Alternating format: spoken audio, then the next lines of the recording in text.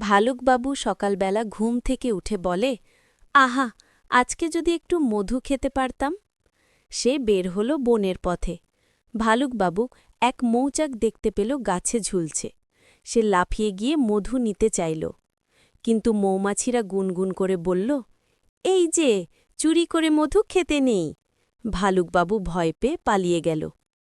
তখন তার বন্ধু খরগোশ এসে বলল, বন্ধু, মধু পেতে হলে পরিশ্রম করতে হয়। চলো আমরা গাছ লাগাই, ফুল ফুটলে মৌমাছিরা আসবে, তখন মধুও পাব। ভালুকবাবু রাজি হল। তারা মিলে ফুলের গাছ লাগাল। কিছুদিন পর ফুল ফুটল। মৌমাছিরা এসে মধু বানাল।